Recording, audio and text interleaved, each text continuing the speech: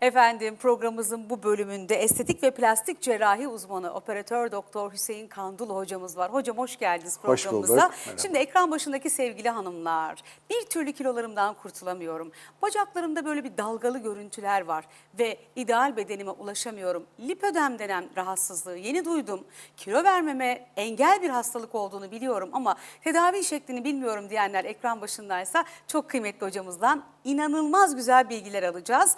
Hocam son dönemde aslında insanlar bu tür cerrahi girişimlere de yeltenmek istemiyorlar. Çünkü birkaç saat önce programımızda paylaştık estetik mağdurlarını. Bir doktor seçerken neye dikkat edelim? Nur Hanım, öncelikle nazik davetiniz için çok teşekkür ediyorum. Bugün sizle ve değerli seyirciyle birlikte olmak çok büyük mutluluk veriyor.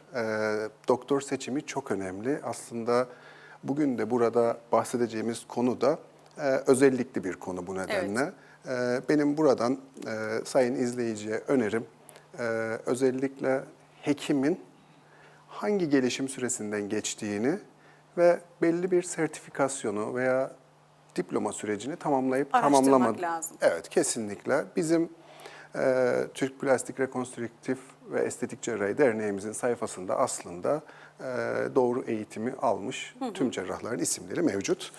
Biraz özen göstermelerini rica ederim. Şimdi siz bu konuda en güvenilir hekimler arasındasınız gerçekten. Hocamızı buraya davet etmemizin en baş sebeplerinden biri de lipödem hastalığı ile ilgili. Belki son dönemde sosyal medyada da görüyorsunuz. Çok konuşuluyor. Çok yöntemler var, çok teknikler var. Herkes bir şey söylüyor.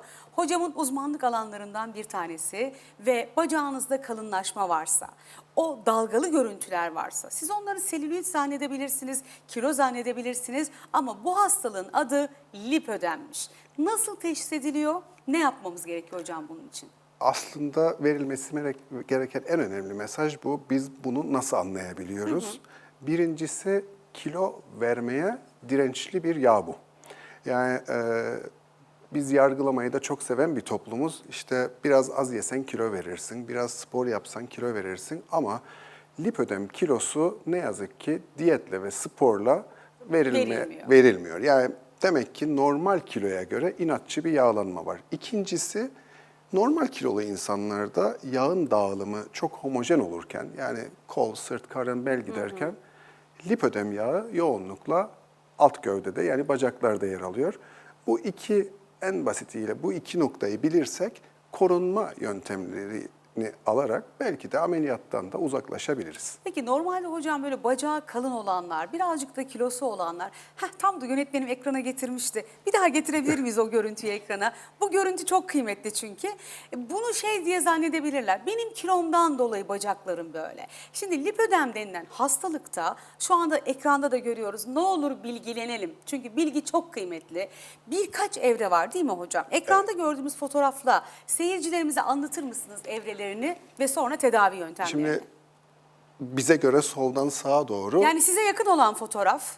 Bana yakın olan fotoğraf bunun başlangıç evresi. Birinci evre. Bacaklar evet. Daha ince ama selülit görüntüsü var. Evet, biz böyle noktalardayken aslında kilo problemimiz olduğunu düşünüyoruz ve bekleyerek, zaman kaybederek ikinci evreye geçiyoruz. İşte bu ikinci evre itibariyle cerrahi müdahalelere geçmek durumunda söz konusu kalıyoruz. Peki bu birinci evreden ikinci evreye geçmeden önce ne yapmak gerekiyor? Öneriniz ne? Bu dönemde eğer iyi bir fizik tedavi alınabilirse, lenf drenaj masajlarıyla, özel bandajlama teknikleriyle bu evrede hastalık korunabilir. Korunabiliyor. Aslında bunun en son bir ilerisi daha var.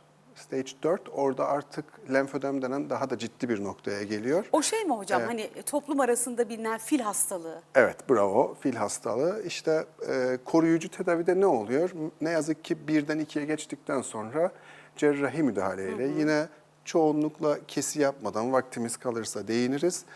Hastalarımızdaki ana amacımız o noktaya gitmesinden onları korumak. Peki. Bir yandan da tabii ki kozmetik olarak onlara arzu ettikleri şekli verebilmek. Şimdi maalesef ki biz kadınlar bu konuda çok şanssızız. Çünkü bu gösterilen hastalık daha çok kadınlarda görülüyor. Evet, şimdi birincisi yaşam kaynağı olan kadınlarımız bu noktada şanssız. %99 kadınlarda ve ne yazık ki içindeki kadın popülasyonunun da %10'unda var. Yani çok basit bir matematik yapsak işte 80 milyon nüfusumuzun yarısı kadın olsa, onun da %10'u olsa milyonlarca kadında bu var ve farkında olmamış olabiliriz. Evet. Peki nasıl oluyor? İşte gençlik döneminde de başlayabiliyor, menopozda başlayabiliyor, hamilelikte tetiklenebiliyor. Bu nedenle bu hastalığa karşı uyanık olmak lazım. Peki nedir bu? Ağrı şikayeti olursa ayaklarda, yani hiç beklenmeyen şişlikler ve ağrı, bu bir sinyal. Bu hastalık bildiğimiz hastalıklar gibi değil. Yani bir kan tahliliyle yakalayamıyorsunuz ama şikayetler grubu. Yani birçok şikayet bir araya geliyor. Ayaklarda ağrı bir şikayet. Küçük travmalarla erken morarmalar bir şikayet. Ödem bir şikayet. Ama çok basit bir şey daha var. Hastalarımız geldiğinde ailede var mı? Ya evet, benim annemde de bu var. Genetik İşte, o zaman. evet. %60 Oo. ailesel bir genetik var. Demek ki bel ince, alt gövde genişse ve diyete, spora rağmen biz bunu yok Veremiyorsak? edemiyorsak, biz bir lip ödem hastası adayıyız veya öyleyiz diye düşünerek Hocam bir virgül koyacağım. Bizi izleyen sevgili seyircilerimiz, operatör doktor Hüseyin Kandulu'ya canlı yayında sorular sormak isterseniz, bütün yani biz bugün lipödemi konuşuyoruz ama estetik operasyonlarla ilgili ne sormak istiyorsanız kıymetli hekimimiz sizin için burada. Operatör doktor Hüseyin Kandulu sosyal medya hesabından da sorabilirsiniz. Nur Vilal'le Sen İstersen özel benim sosyal medya hesabımdan da sorabilirsiniz. Yeter ki sorunuzu sorun. Az sonra tek tek cevaplayacağım. Şimdi böyle bir hastalıkla karşı karşıya kaldığımızda bizim gitmemiz gereken branş bir estetik cerrah mı? evet, yani böyle bir noktada artık müracaat edilmesi gereken kişi ve kurum plastik, rekonstrüktif ve estetik cerrahi uzmanları. Bizim tabii alt uzmanlıklarımız da olabiliyor ama temelde bu branş bize ait ve bu alanda hastalarımıza gerekli tedavi protokolü sunuyoruz. Nedir hocam tedavi? Mesela ikinci evreden başlayarak o son evre fil hastalığına kadar hangi tedavi seçenekleri var? Biz bunu evre 2 ve 3'te yakalamışsak, evre 2-3'te özellikle 2'de aslında hiçbir keside yapmadan birkaç küçük delikten bu inatçı yağ dokusunun içine teneffüs ederek onu uzaklaştırıyoruz. Yani işlemin ismine namı değer liposuction. Yani liposuction'da siz tabii bu programda çok karşılaşıyorsunuz, çok soruluyor. Yani vücut şekillendirmede estetik olarak yani yağ aldırma ameliyatı çok popüler bir ameliyat. Ancak buna özel, yani lipödem hastalarına özel gelişmiş cerrahi yaklaşımlar var. Tabii ki işin uzmanı olarak biz bunları uyguluyoruz. Çünkü yüksek volümler var. Bakın, normal bir vücuda göre alt bölgede toplanmış yoğun bir yağ var. Litrelerce yağ alıyoruz. En sonunda gördüğümüz hocam fil hastalığına yakalanmış artık değil mi? Evet, evet. O 4. evre oluyor. Oradan mı? O mu ameliyatlık kısmı? O aşamada seri ameliyatlar gerekebiliyor. O yüzden bu programın bence ana mesajı, bu şikayetler varsa çevremizde, bu şikayetlere maruz kalan yakınlarımız varsa erken evrede yakalayıp, Bence çok kadın var. evet, Çünkü nereden anlıyorum? Şu anda bana gelen mesajlardan. Mesaj yağıyor adeta. Şimdi ikinci evrede başvurduğumuzda bir takım işte küçük deliklerle siz Evet. müdahale ediyorsunuz. Ne kadarlık bir tedavi süresi gerekiyor? yine kişinin mevcut problemlerine bağlı olarak 1,5 ile 3,5, bazen 4 saat civarında süren bir operasyon bu. Ultrasonik cihazlarla yağlar eritiliyor. Sonra mikro kanüllerle yağlar uzaklaştırılıyor. Deri düzensizlikleri oluşmaması için veya olan deri düzensizlikleri de daha iyi hale gelsin diye bazen ek protokoller de var. Aslında benim vermek istediğim mesaj, çözümü olan, çözümü olduktan sonra ömür boyu bir daha bizi bir takım şikayetlerden uzak tutacak bir rahatsızlık. Tek yapmamız gereken bunun hakkında farkındalık sahibi olmak. Ve gerçekten bu programlar sayesinde doğru hekimlerle buluştuğunuz sürece hepimiz aslında, ben de dahil olmak üzere, çok güzel bilgiler ediniyoruz. Şimdi biliyoruz ki bacağımızda böyle bir kalınlık varsa, böyle bir şekil bozukluğu varsa, dalgalanma varsa ben acil doktora gitmem lazım. Çünkü bu 1. evre 4. evreye gelebilir ve genetik bir hastalık. İzninizle çok güzel bir hızlıca anımı anlatayım. Lütfen. 2015 yılı ben Kolombiya'da bu ameliyatla ilgili kendim eğitim almaya gittim. Orada Amerika'nın çok ünlü bir lipödem cerrahı işte bu teknolojiyi bu ameliyata nasıl adapte ederim diye eğitim alıyor. Ben lipödemi duyduğumda çok samimi söylüyorum.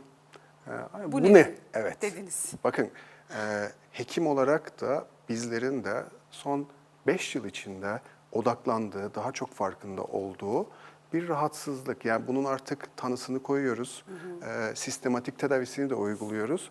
Gerekliyse fizik tedaviye de yönlendirerek hastanın hayat konforunu normal bir hale sağlıyoruz. O yüzden kimse de ya ben bunu bu kadar zamandır niye fark edemedim, üzüntü ve endişesine de kapılmasın. Ya başıma en son noktadaki fotoğraf gelir mi endişesine de kapılmasın.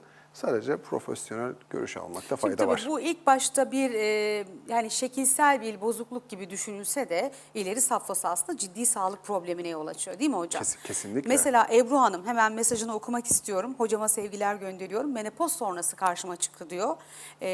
Menopoz sonrası da düzelmez demişler. Doğru mu? Düzelir ama şu şekilde düzeliyor. Yani gerileme şansı yok. Bu biraz önce söylemiştim, hormonal etkiyle kadın hastalığı aslında. Puberte döneminde, hamilelik döneminde ve özellikle menopozda östrojen yani hormon dengelerinin, östrojen progesteronun dengesizliği ortaya çıkıyor. Düzelir. Yani belki ameliyat aşamasına gelmiştir ama düzelebilir. Hocam şimdi bir başka seyircimiz Emine Hanım şunu sormuş. Hocam ben lipödem hastası değilim ama karın germe yaptırmak istiyorum ve son dönemde estetik operasyonlarla ilgili yaşananları duydukça çok korkuyorum. Tavsiyeniz ne olur diye soruyor. Ben bu konuda çok hassasım. Uzun süredir de uluslararası bir fakültede vücut şekillendirme bölüm başkanlığı yapıyorum ve önceliğimiz hastanın zarar görmemesi. Yine söylüyorum, alanında yetkin olan, yetişmiş, doğru koşullarda, doğru hastaya, doğru tanı konarak uygulandığı zaman bu ameliyatlar aslında çok korkulacak ameliyatlar değil. İkinci gün hasta bazen bu ameliyattan teşvik etmek için söylemiyorum ama makyaj yaparak hastaneden gülerek, mutlu olarak, sarılarak çıkabiliyor. Ama yine söylüyorum, doğru ortam, doğru koşul, her şeyin doğru olduğu Yani süreçte muayenehane ortamında değil mi hocam? asla mümkün değil. Muayenehane ortamı olmaz. Hastanenin de belli koşullara sahip olması, tam donanımlı, teşekküllü hastane olması gerekiyor. Yine tabii ki hekimin alanında uzman olması gerekiyor. Karın germe de çok yüz güldürücü bir ameliyattır. Herkes korkar. Benim çok yakın dostlarım da korkuyor. Haklılar. Ben de ameliyattan korkuyorum. Yani herhangi bir şey olan, hekim olmama rağmen korkuyorum ama güvenip teslim olduğum zaman da mutlu oluyorum. Ben de ameliyat geçirmemiş bir insan değilim hayatım boyunca. Evet. Dediğim gibi endişe etmesin sevgili seyircimiz. Hadi belki onlar hocam estetik kaygılar. Hani hadi olsan da olur, olmasan da olur. Ama lipödem dediğimiz hastalık seni birinci evreden dördüncü evreye öyle bir taşıyor ki bu kez hayatın kararıyor yani. Gerçekten çok büyük zorluklar yaşıyorsun. Şöyle düşünün, hastalık basenden başlıyor. Yani alt ekstremitenin üstünden başlıyor. O evrede yakaladığınız ve o inatçıya uzaklaştırdığınız zaman hastalık ilerlemesi duruyor.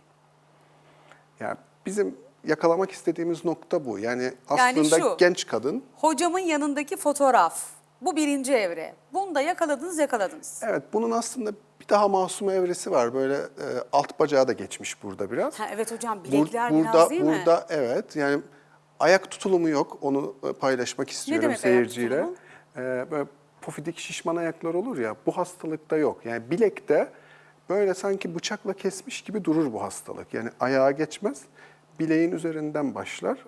O da bir sinyal ama alt bacak aslında artık biraz ilerlemiş evre. Sanki ayak bilekten sıkılmış gibi ilerliyor. Evet, Bravo. doğru söylüyorsun. Evet. Sanki böyle bir ip geçirilmiş ve Bunlar sıkılmış gibi. küçük ipuçları olsun.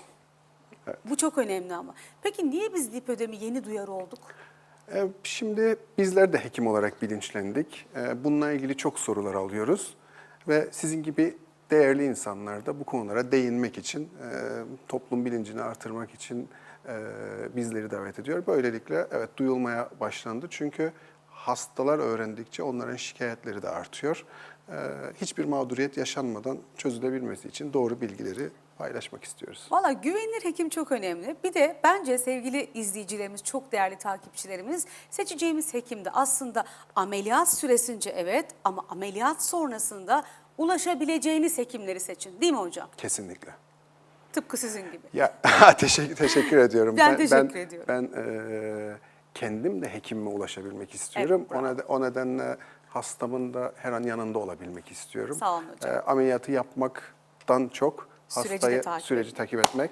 Çok teşekkür ediyorum. Süremiz bittiği için burada Çok hızlı bitti, bir virgül evet. koyacağım. Yine sizi davet etmek istiyorum çünkü. Operatör Doktor Hüseyin Kandulu sosyal medya hesabınızdan bütün sorularınızı sorarsanız eminim hocam cevaplayacaktır. Çok teşekkür Zevkle. ediyorum. Ben teşekkür ederim. Efendim sağlıklı günlerimiz olsun.